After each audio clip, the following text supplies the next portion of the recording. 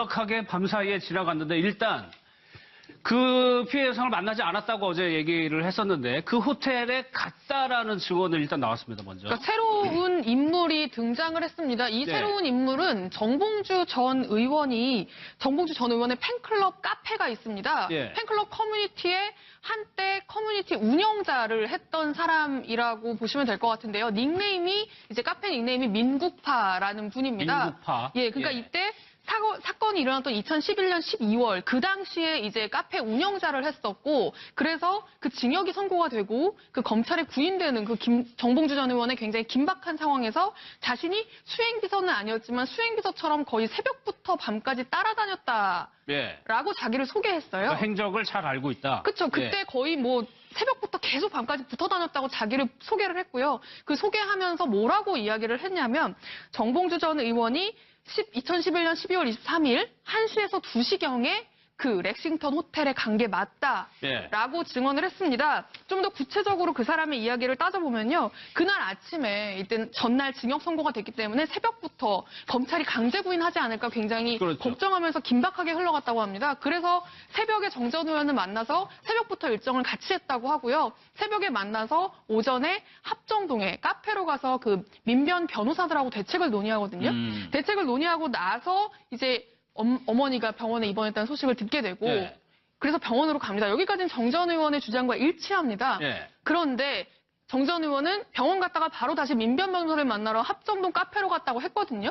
그런데 이제 이 사람의 주장은 여기서부터 달라지는 거예요. 예. 뭐라고 이야기하냐면 병원에 갔다가 1시쯤에 병원에 갔다가 거의 그냥 어머니 얼굴만 보고 예. 거의 점만 찍고 갑자기 난데없이 이렇게 긴박한 상황에 렉싱턴 호텔에서 누굴 만나기로 했으니까 렉싱턴 호텔로 가야 한다라고 했다는 겁니다. 그래서 아니 이런 상황에서 누굴 만나는 거지? 거길 왜 가는 거지? 바쁜데? 네. 라고 본인은 생각했대요. 그래서 그 당시에 그 일이 기억이 난다는 겁니다. 그 렉싱턴 호텔이라는 게. 그래서 뭐 가야 된다고 하니까 렉싱턴 호텔 앞에 내려줬고 예. 내려주고 나서 한 30분 정도 지나니까 정 전 의원이 나왔대요. 그래서 나와서 다시 이제 합정동 카페로 데려다 줬다는 겁니다. 예. 그래서 그때 그래도 다행히 좀 빨리 나왔네. 늦어질까 봐 걱정했는데 빨리 나왔네 하고 생각을 했다는 겁니다. 본인은 이제 그게 생각이 나는데 최초 이제 모 매체가 성추행 사실 보도했을 때 있잖아요. 그때 이제 정 전 의원의 처음 반응이 기억이 나지 않는다였거든요. 예. 그래서 본인은 그 기사를 보고 정 전 의원이 그때가 기억이 안 나는구나. 나는 기억이 다 나는데. 그래서 자기한테 전화를 할 줄 알았대요. 확인하려고. 내가 갔었나? 라고 전화를 할 줄 알았는데 전화가 안 오더랍니다. 며칠 동안. 그런데 기억이 안 난다고 하더니 정 전 의원이 갔던 사실 자체를 지금 부인하고 나선 거잖아요. 예. 그 매체 자체를 대국민 사기극을 벌였다라고 어제 대대적으로 기자회견까지 했고요. 그 상황을 보면서 이건 좀 아닌 것 같다. 예. 정 전 의원이 거짓말을 하고 있는 것 같다. 라면서 이제 자신이 밝혀야겠다라고 생각을 해서 알겠습니다. 어제 예. 밝혔다는 겁니다. 굉장히 잘 알고 있는 지인이에요. 이 부분만 다른 겁니다. 그러니까 호텔 여기까지는 다 정봉주 의원이 어제 얘기한 거 똑같아요. 여기에 호텔이 추가된 겁니다. 근데 손정혜 변호사님, 정봉주 전 의원 측에서 어떻게 해명을 했냐면 그 사람은 23일 날 같이 있지 않았다라고 얘기를 했어요. 그렇습니다. 그 사람은 직업이 있는 사람이기 때문에 나와 계속 다니지 않았었다. 이렇게 얘기를 하고 있고요. 그렇게 얘기하니까 이 사람은 내가 그 잠자는 시간 빼고 다 붙어 있었다. 그 당시는 생생하게 기억이 난다라고 하고 있는 상황이거든요. 사실은 같은 사실 두고 둘 중에 한 명은 분명히 거짓말을 하고 그렇죠. 있는 이 상황이고 그리고 오래전 일인데 이렇게 기억을 생생하게 하고 있는 걸로 봐서는 과연 진실이 무엇일까 굉장히 궁금해지는 상황인데요. 사실 이 사실과 관련해서 저는 가장 먼저 확인할 것이 그 피해자 여자 기자 지망생일 당시에 쓴 이메일이 있습니다. 네. 그게 한번 보도가 된 적이 있는데 그게 조작된 건지 아니면 그 당시에 실제로 그런 이메일이 갔는지 여부가 굉장히 중요한 증거가 되지 않을까라는 생각이 들고요. 왜냐하면 사실은 그 사람이 지금 어떤 식으로든 허위 사실을 유포했다고 한다면 어떤 동기가 있어야 되지 않겠습니까? 그런데 그와 전혀 상관없는 한 7년 전, 10년 전에 거슬러 올라가서 그렇죠. 있지도 않은 일을 그런 메일을 보냈다라는 그 사실은 어떻게 보면 과거의 사실에 대한 어떤 그 사실을 존재하는 굉장히 중요한 증거로 믿을 수 있는 어떤 물증이거든요. 지금 다 지금 사람들 말만 있으니까 이 말이 틀리다, 기억이 다르다, 아니다, 사실이 아니다 이런 공방을 하고 있는데 이 이메일에 대한 진위 여부를 조금 그 해당 언론 매체에서 좀 어디서 분석을 하서라도 디지털 포렌식 하면 금방 확인이 되거든요. 네. 그런 것들을 확인해 보는 수순이 좀 필요하지 않을까 생각이 듭니다. 그러네요. 7년 뒤에 일을 예상해가지고 그 메일을 써놓을 일은 없는 거죠. 그러면서 또 하나 이제 얘기를 한 거예요. 정봉주 전 의원 측에서. 이 일정 자체가 사실상 불가능하다라고 주장을 했는데 이거 조금 논란의 여지가 있는 겁니다. 그러니까 지금 정 전 의원이 자신의 알리바이를 네. 내놓으면서 이렇게 주장했던 게 뭐냐면 내가 병원에 갔던 게 1시경이다. 1시경이고 합정동에서 명진 스님을 만난 게 2시 반이다. 네. 그러면은 이 병원이 공릉동이고 합정동인데 내가 병원에 가서 어머니를 그래도 한 2, 30분은 만났을 텐데 이게 어떻게 이 동선이 적어도 이제 보통 평상시에 차가 막힌다고 하면 그래도 한 1시간 좀 네. 걸리는 정도의 이 거리거든요. 이 거리를 내가 2시 반에 여기 도착하려고 했으면 렉싱턴 호텔에 갈 시간이 있었겠느냐. 시간상으로 봤을 때 지금 그 주장을 하고 있는 건데요. 네. 일단 합정동에서 명진 스님을 2시 반에 만났다고 이제 정 전 의원은 이야기를 하는데 그 지금 나왔던 사진이 있죠. 저 사진 속에서 그 찍혀있는 그 정 전 의원이 명진 스님을 만난 그 상황에 대한 사진의 그 시간은 예. 3시 54분입니다.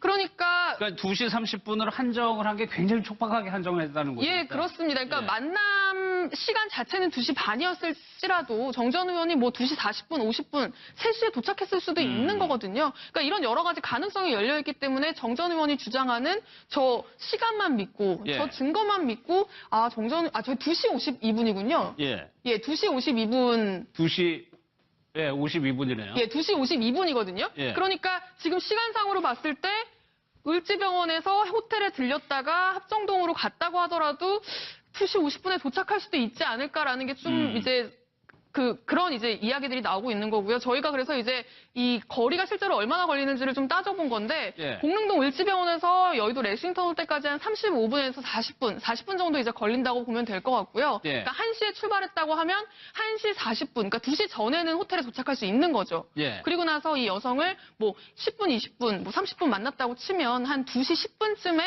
호텔을 떠날 수 있는 건데 그 2시 10분쯤에 호텔을 떠난다고 하면 합정동까지는 보통 한 1, 20분 정도 걸리니까 네. 2시 반쯤에도 이제 도착할 수 있는 어떤 이런 짬이 나오기 때문에 네. 지금 저 근거만 가지고 이게 시간상으로 불가능하다라고 주장하기는 조금 어렵지 않나라는 예. 이제 분석도 나오고 있는 겁니다. 뭐 사실 저희가 오늘 계산해 본 것도 오늘 기준이고 이때는 크리스마스 전전날이고 금요일이었다는 점을 또 감안을 해야 됩니다. 이게 정확히 맞을 수는 없는 거예요. 근데 시간상으로는 일단 뭐 불가능하지는 않은 것 같다 정도로 저희가 좀 요약을 하겠습니다. 그런데 유영관 대표, 이 정봉주 전 의원하고 굉장히 가까웠던 사람이 정봉주 전 의원에게 불리한 증언을 하는 바람에 이 두 사람의 관계는 또 뭐기 때문에 이렇게 되느냐는 얘기도 나오거든요. 그렇죠. 옛날에 가장 지지자였고, 최근에 또 복권 사으면 된다음에도 또 사진을 같이 찍을 정도로 가까웠는데, 예. 정봉주 전 의원한테 굉장히 지금 불리한 증언을 하거든요. 그렇죠. 그러니까 제가 보기에는 지금 이분이 뭐를 바라고 그런 것도 아닌 것 같고, 무슨 사이가 틀어질 일도 별로 없는 것 같은데, 그래서 저는 저분이 아주 거짓말이다. 이렇게 좀 단언하기는 조금 좀 지나친 거 아니냐. 저는 이런 생각이 들어요. 상당히, 그때는 물론 2011년이라 올해는 됐지만, 그때 바로 1년 징역 선고받고 정봉주 의원이 그때 긴박했던 날이거든요. 예. 그리고 이분이 직업이 전도사예요. 전도사인데, 전도사가 크리스마스 전에 얼마나 바쁘겠습니까? 예. 하지만은 그 일을 다 그만두고 정봉주 의원만 계속 수행했다잖아요. 예. 그러니까 감옥 가기 며칠 전이니까 제가 보니까 저분이 기억력이 민국파, 저분의 카페지기 이름이 민국파인데 저분의 기억이 제가 보기에는 그렇게 좀 틀리다고 단언하기는 좀 어렵지 않지 않느냐. 신빙성이 좀 있어 그렇죠. 보인다? 시간도 좀 빡빡하긴 하지만 그 동부간선도로가 저도 거기 살아봐서 아는데 저 의정부에서 공릉동까지 굉장히 막히고요. 예. 공릉동부터는 또 동부간선도로가 또 확 뚫혀요, 보통 때. 그리고 거기서부터 바로 또 올림픽대로나 강변북로 타면은 저 정도 시간이면 또 상당한 개연성은 무리라고는 또 볼 수 없거든요. 예. 그래서 저는 물론 뭐 진실 게임이죠. 지금 오늘 기자를 허위사실 유포로 또 고소한다고 하고 예. 저쪽에서는 반대로 무고죄로 바꿔서를 할 가능성이 지금 높아 보이는데 아무래도 제가 보기에는 불신하기는 여러 가지 정황 증거가 네. 좀 객관적으로 좀 많이 나온 것 같다. 저는 이렇게 생각합니다. 이 실체적 진실에 가게 되려면 박선배 교수님 경찰이 수사를 해야 될 것 같은데 오늘요 정봉주 전 의원이 고소장을 제출을 하게 됐습니다. 네, 맞습니다. 그러면 여기에 대해서 사실관계 파악을 하게 되는 거죠. 네네. 그 정봉주 의원 측 입장에서는, 전 의원 측 입장에서는 내가 강력하게 이 사실을 부인하기 때문에 명예훼손 고소를 안 할 수가 없었을 겁니다. 네. 그런데 명예훼손 고소를 하게 되면 명예훼손에는 허위사실 적시가 있고 사실 적시가 있죠. 그러면 수사기관 입장에서도 어떤 법률을 적용할지를 검토하기 위해서라도 사실인지 허위사실인지 여부를 수사를 안 할 수가 없습니다. 그래서 그러면 그 과정에서 이 성범죄 사건이 사실인지 아닌지가 드러날 수밖에 없는데 예. 가사 사실인지 사실이 아닌지가 드러나지 않는다고 하더라도 정봉주 전 의원이 지금 고소한 이 사건은 혐의가 있는 것으로 결론 나기는 좀 어려울 것 같습니다. 그 이유는 예. 이 보도 기사가 전부 다 사실이어서가 아니라 사실이 아니라고 단정할 수 없다는 이유 때문에 무혐의가 나올 가능성이 굉장히 높습니다. 사실이 아니라고 단정할 수 없다. 쉽게 얘기하면 성범죄를 당했다고 고소했지만 그 가해자가 무혐의가 나오는 경우 있지 않습니까? 네. 그럴 경우에 반대로 고소를 한 사람이 무고 혐의로 입건이 되는데 그 무고도 무혐의가 나오는 경우가 굉장히 많습니다. 그렇죠. 양측이 다 무혐의가 나오는 이유는 어느 쪽 말도 사실이 아니라고 단정할 수 없기 때문에 그런 것인데 이것도 마찬가지로 실제 사실이다 아니다가 분명하지 않다고 하더라도 이 자체는 혐의가 없음이 나올 가능성이 높고 그렇다고 하더라도 고소가 들어온 이상은 사실인지 아닌지를 따져봐야 되기 때문에 그 과정에서 상당한 사실관계가 드러날 가능성이 굉장히 높아졌습니다. 저는 이 예. 수사에서 사실은 보통의 명예훼손이나 뭐 공직선거법 수사를 할 때 이런 기법을 잘 동원하지는 않는데요.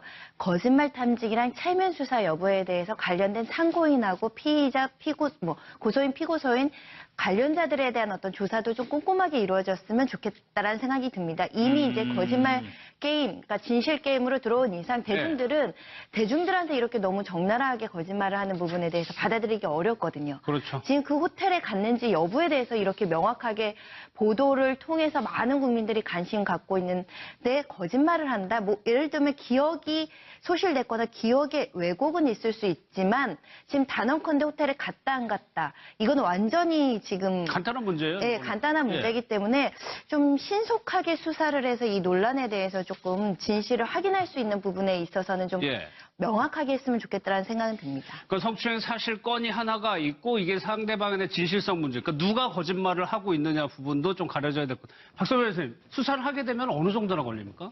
보통은 고소가 들어오면은 그 고소 사건을 경찰이 마무리하는 것은 2개월 내지는 3개월인데 2, 경찰이 3개월. 그렇게 오래 두지 않죠. 이 사건은 초미의 관심사이기 때문에 신속하게 수사할 겁니다. 늦어도 한 달 안에는 끝내려고 할 겁니다. 한 달 안에요. 예. 알겠습니다. 관련해가지고요. 또 지금 박훈 변호사가 어떤 분이죠? 이분이 그 석궁 테러 예. 관련해가지고 그 김명우 전 교수를 변호해서 굉장히 주목을 받았던 분이고 최근에는 김광석 씨 부인 서혜순 씨의 서혜순 씨. 법률 대리인을 자기가 자청하고 실제로 맡아서 진행을 한 사람입니다. 예. 그런데 이제 본인의 SNS에 뭐라고 올렸냐면 내가 이 돌아가는 흐름을 쭉 보니까 내가 볼 때 대국민 사기극을 하고 있는 건 이 피해 여성과 언론사가 아니라 정봉주다. 예. 라고 주장을 하면서 본인은 이 민국파가 이야기하는 주장이 훨씬 더 설득력이 있다. 피해 여성과 민국파의 주장이 훨씬 더 설득력이 있고 그쪽이 맞다고 100% 확신한다. 개인적인 의견을 밝힌 거죠. 개인적인 의견을 예. 밝히면서 내 말이 거짓이라고 생각한다면 정봉주 전 의원 나 명예훼손으로 고소해라. 예. 라고 이야기를 했고요. 자신이 직접 이 피해 여성의 법률 대리인을 맡고 싶다. 해주기만 한다면 이렇게 밝혔었는데 실제로 변호를 맡기로 피해자와 이야기를 해서 변호를 맡기로 했다고 합니다. 아, 그렇습니까? 예, 그렇습니다. 변호를 맡기로 했다고 하고요. 그러면서 이분이 정 전 의원이 주장한 어떤 근거들 중에 제일 말이 안 된다라고 들었던 게 뭐냐면 예. 민국파가 주장을 했을 때 민국파의 주장을 반박하기 위해서 정 전 의원이 팬클럽 카페 있잖아요. 그 카페에 올라왔던 게시글 하나를 들었습니다. 네. 그 게시글이 뭐냐면 그 내용은 별로 중요하지 않은데 이 시점이 이 민국파가 올린 글인데 2011년 12월 23일 오후 2시 17분에 올라온 게시글이에요. 네. 그러니까 딱 그때네요. 오후 2시 17분에 이 외부로 작업을 해가지고 올렸다는 거죠. 근데 정 전 의원의 주장은 이게 핸드폰으로는 도저히 올릴 수 없는 서식이다. 예. 이거를 올리려고 했으면 당연히 뭔가 컴퓨터에 앉아가지고 했을 텐데 그러면 당연히 내 차 안에 어떻게 컴퓨터가 있을 수가 있냐. 내 차를 안 탔다는 증거다. 예. 라고 정 전 의원이 이야기를 했거든요. 그거에 대해서 이제 박훈 변호사가 자기는 이걸 증거라고 내놓는 정 전 의원을 보고 정말 이게 실화냐. 예. 어떻게 이렇게 얘기할 수가 있냐. 노트북은 어디서든 쓸 수 있는 건데 이걸 어떻게 데스크탑에 앉아서 어딘가 예. 사무실에 앉아서만 할 수 있는 작업이라고 이걸 한정하는 것 자체가 말이 안 된다. 예. 오히려 이 2시 17분에 정 전 의원이 렉싱턴 호텔에 들어갔을 때 기다리다가 이 작업을 했다고 보는 게 훨씬 더 설득력이 있는 것 아니냐라고 이제 주장을 했습니다. 예. 뭐- 그것도 그분이 얘기를 했죠. 노트북 빌리고 언제든지 글을 올릴 수 있다라고. 그렇죠. 얘기를 예, 이제 했죠. 그런 예. 상황인데 이제 정 전 의원이 그걸 자기와 같이 안 있었다라는 증거로 제시하는 것 자체가 예. 너무 말이 안 된다라는 게 이제 박훈 변호사의 주장입니다. 알겠습니다. 어쨌거나 이제 경찰 수사로 진위 여부가 좀 가려질 것 같아요. 그런 와중에 박성배 변호사님, 정봉주 전 의원을 지지하는 60명 정도가 입건이 됐거든요. 이건 왜 네. 그런 거예요? 지금 이 사건이 불거졌을 때 실제로 피해를 당했다는 여성이 실명을 공개하거나 언론에 자기 신분을 노출하지 않았었죠. 그렇죠. 그러다 보니까 어떤 사람인지 추측이 난무했었는데 다만 프레시안 최초 보도했던 프레시안 기자 친구라는 것 그리고 현직 그 기자 활동을 하고 있다는 것 예. 이 정도만 밝혀진 상황이었었거든요. 그래서 정 전 의원을 지지하는 그 모임에서 이 사람이 누구일까 찾다가 실제로 그 프레시안 기자와 친하고 현직 기자 활동을 하는 어떤 여성을 지목해서 이 사람이 피해자다라고 그 사람의 신상을 까발리고 그 사람의 아. 사진을 끌어와서 글을 올리고 예. 그에 대해서 비하 발언을 하는 이런 사태가 벌어졌는데 실제로는 아니, 그 그런데 사람이 그 여성이 사건하고 무관한 사람이에요. 전혀 무관했던 거죠. 네. 전혀 무관하던 사람이다 보니까 무관하던 사람 나에 대해서 내 신상을 까발리고 나에 대해서 비하 발언을 하고 모욕적인 발언을 한 거 도저히 참을 수가 없다. 정신적인 고통을 겪었다. 그래서 그 글을 집중적으로 올렸던 60여 명에 대해서 광진경찰서에 고소를 해서 광진경찰서에서 이제 수사가 개시될 예정으로 있는 것입니다.